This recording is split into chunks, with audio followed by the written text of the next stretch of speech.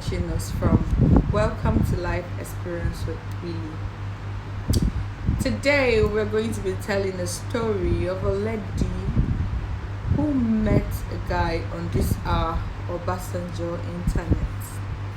Okay, she's based in Abuja. They got chatting.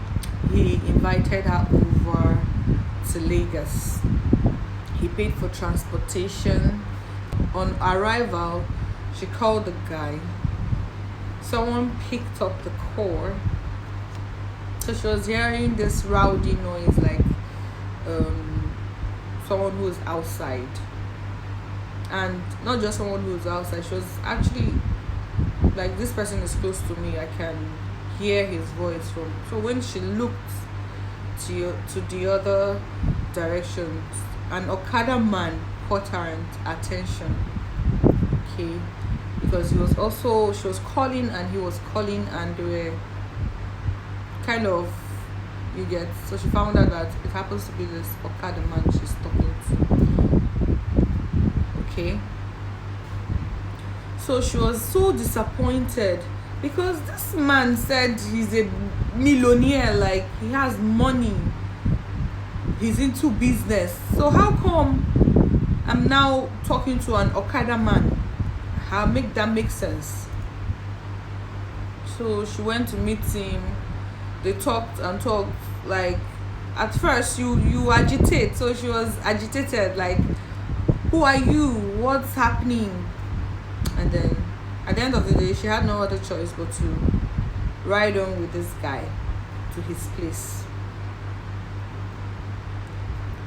Someone who said he's a car dealer that imports car from Cotonou. Big time baller. Like, what's happening? So he took her to his place. Hey, she was so scared. Okay, she was so scared at first because where this guy took her to was, you know, all this Ajegule, all this Raz places in Lagos. So all this face me and face you Paco, where they stay in swamps. Like, his appearance, his facial appearance was rugged. Like, what am I doing here at this odd hour? I need to come up with something. So she started out to telling the guy that she has an auntie that stays in Lagos. Okay, that she was sure that her auntie just called her.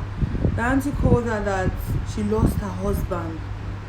So meanwhile, she planned this with her friend. Okay, no, her cousin. She planned this with her cousin, who called her and pretended to be passing this message across to her.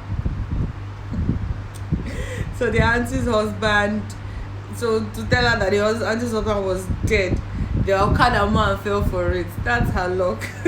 He actually fell for this. He fell for this gist.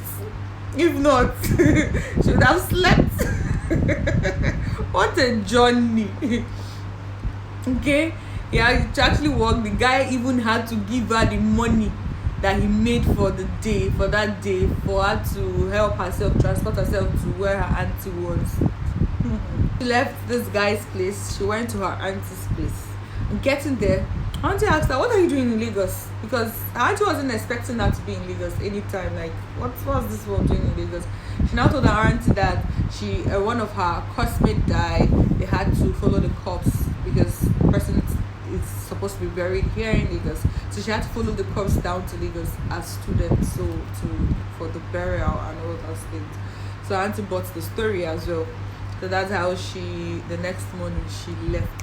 Auntie's friend gave her transport to leave for Bauchi. Like, what do you think about this?